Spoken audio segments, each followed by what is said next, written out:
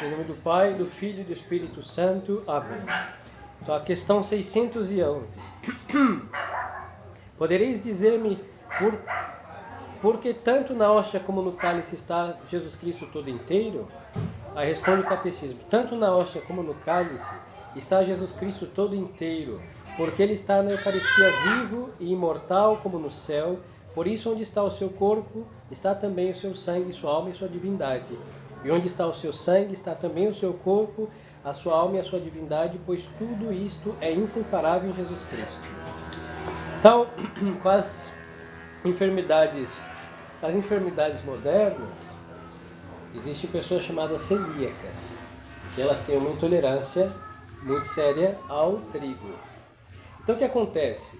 Na Igreja Romana, há muitos séculos nós não damos da espécie do cálice para dar. Nós comungamos só baixo uma espécie. Porque assim a Igreja Romana decidiu.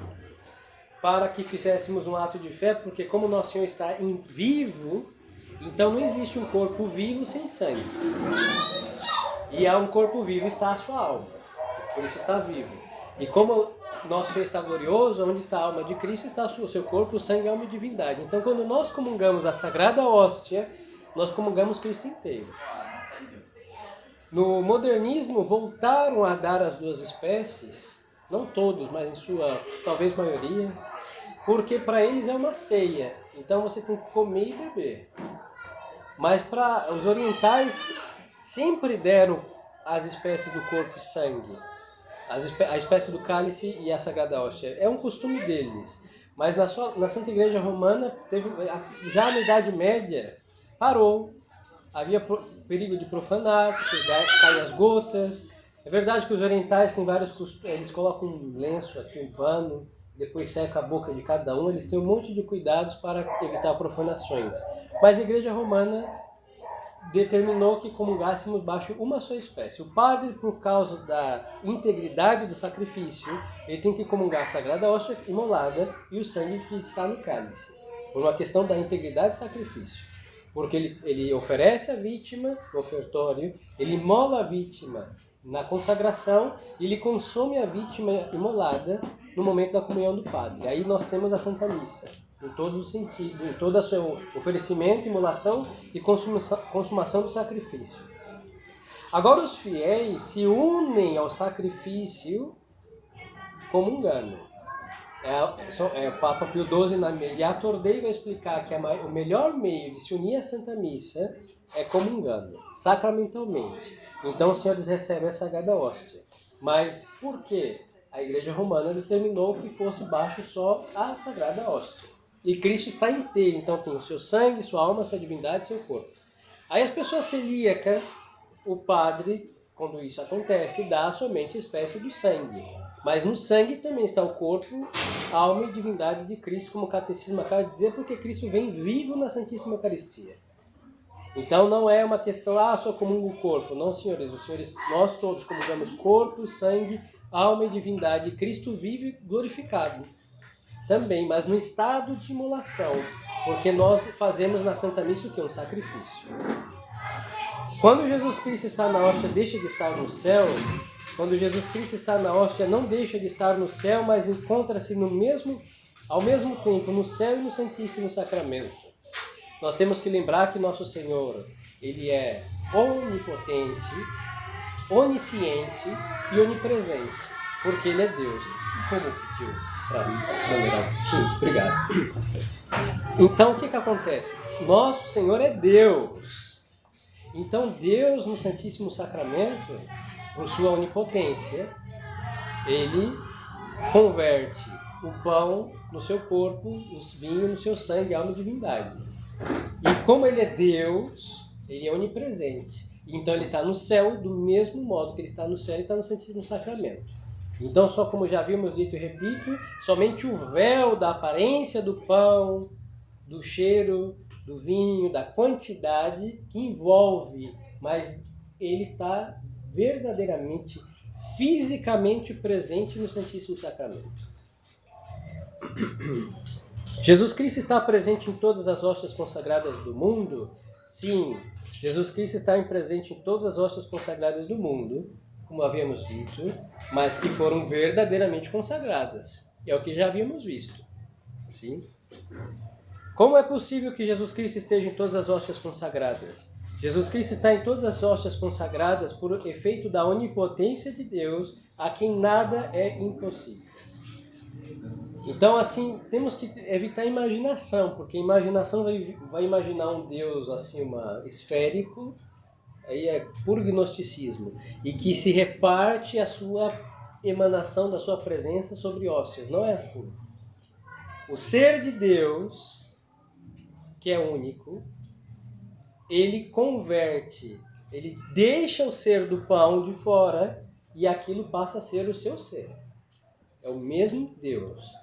Não é por emanações, não é porque é um ato de fé, não é porque achamos que é, não. Ele, por isso chama transubstanciação. É a conversão do pão no seu corpo, sangue, alma e divindade. Aí é o mesmo Deus. É um mistério, hein? Então, existem 20 hóstias. Hoje consagramos um recipiente cheio. E quantas presenças de Cristo está? Uma única. Ele está unicamente presente em todas e cada uma das hóstias. Porque o ser de Deus é indivisível. Aí dá curto-circuito nos cérebros, não? Mas quando contemplarmos a Deus, por isso aqui estamos, nós vamos entender a unidade de Deus. Não tem como fraccionar o ser de Deus. Então a mesma unidade do ser de Deus, que está na eternidade, também está no Santíssimo Sacramento com a mesma unidade do seu ser. Sem se repartir, sem se dividir, sem se fracionar. Mesmo que o padre fraccione a hóstia em pedaços, o ser de Deus permanece indiviso e sem se partir.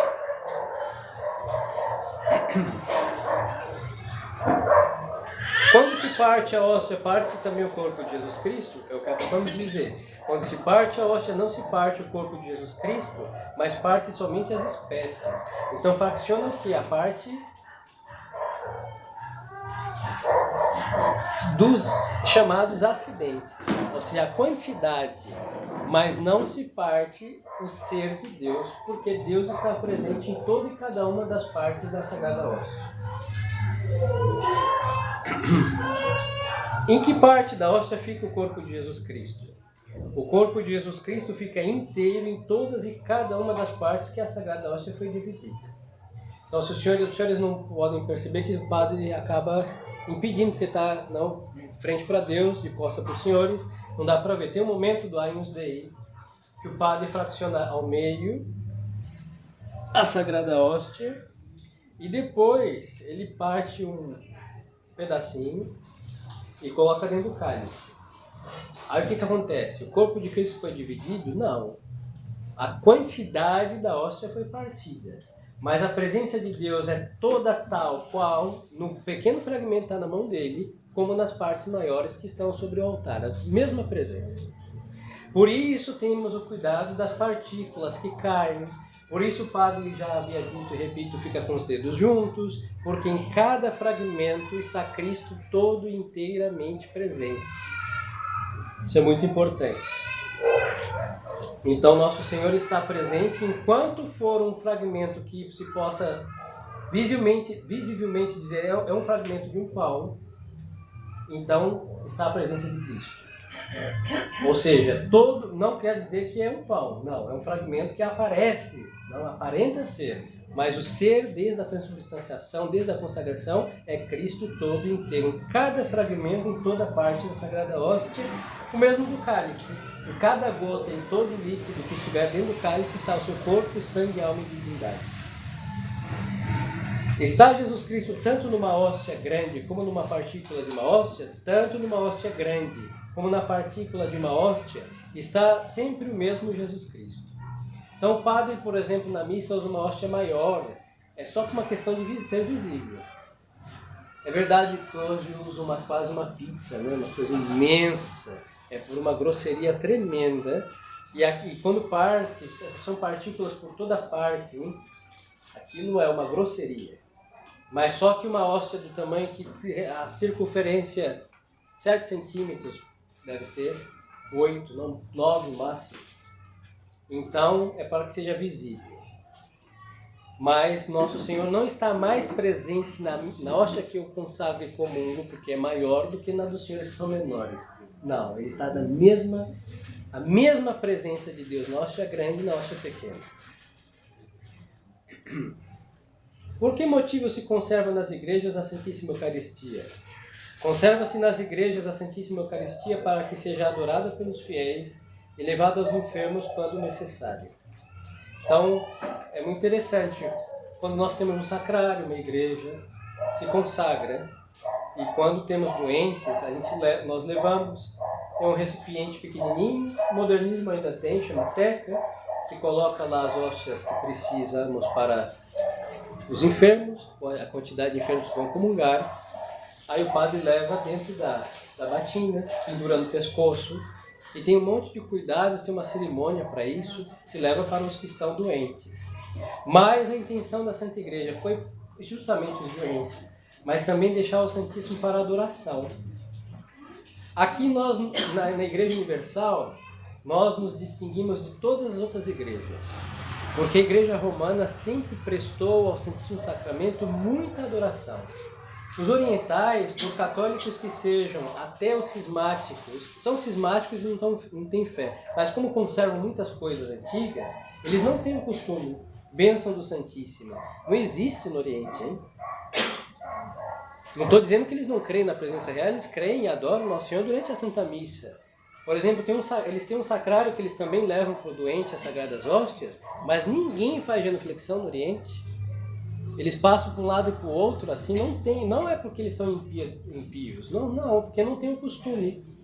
Agora, no católico que faz genuflexões, dobrar o joelho direito, seja quem for que passe diante do sacrário, faz a genuflexão, tem a lâmpada que arde 24 horas indicando a presença real, e tem a bênção do Santíssimo, se expõe o Santíssimo, tem várias devoções, nas quintas-feiras é dedicado ao Santíssimo Sacramento, Hora Santa, tem às vezes ficam 3 dias de adoração, principalmente agora no Carnaval, 40 horas se chama, devoções de adorar Nosso Senhor horas e horas e horas. Isso é próprio da Igreja Romana. E os orientais não conheceram este. E os que fazem por influência do Ocidente. Então vemos que a Igreja Romana tem uma grande devoção ao Santíssimo. Tanto ao seu sacrifício, aí todas as igrejas, todos os ritos têm, mas aí depois a sua presença real e adorá-lo é muito próprio do latino. Isso vemos que é já na Idade Média que começa a aumentar. São Francisco de Assis, por exemplo, sempre comungou de joelhos. Antigamente não eram todos os lugares que comungavam de joelhos, mas graças a ele a igreja estendeu esse costume, por isso hoje comungamos de joelhos. Então você vê que mesmo, antes sempre se acreditou no Santíssimo, hein? Mas a igreja quis aumentar os atos exteriores de adoração, a tal ponto de recebermos de joelho, fazer reflexão, que o Oriente faz do seu modo, mas que para nós não é uma coisa muito clara, porque os costumes do Oriente não são os mesmos do Ocidente, mas estamos no Ocidente, então se tem esse culto de profunda adoração ao Santíssimo Sacramento. E por isso ele está no sacrário, para ser adorado também. Deve-se adorar a Eucaristia? 619 a pergunta. E sim, a Eucaristia deve ser adorada por todos, porque ela contém verdadeira, real e substancialmente o mesmo Jesus Cristo, nosso Senhor. Então, na Santíssima Eucaristia, nós damos um culto de adoração, chamado de latria. E não é uma idolatria, por quê? Porque na Eucaristia nós adoramos o verdadeiro Deus. E vou lhes dizer uma coisa, não vou entrar aos detalhes para não confundir, mas vamos só fazer um parênteses. Como o ser divino, ele é indiviso, certo? Se eu perguntar quantos deuses existem, os senhores vão dizer como bons alunos do catecismo, há um só Deus, certo? Então, na Santíssima Eucaristia, também está o Pai e o Espírito Santo. Então, na Santíssima Eucaristia, de certo modo, pela unidade divina, se adora a Santíssima Trindade. Sim, senhores. O Pai e o Espírito Santo também estão.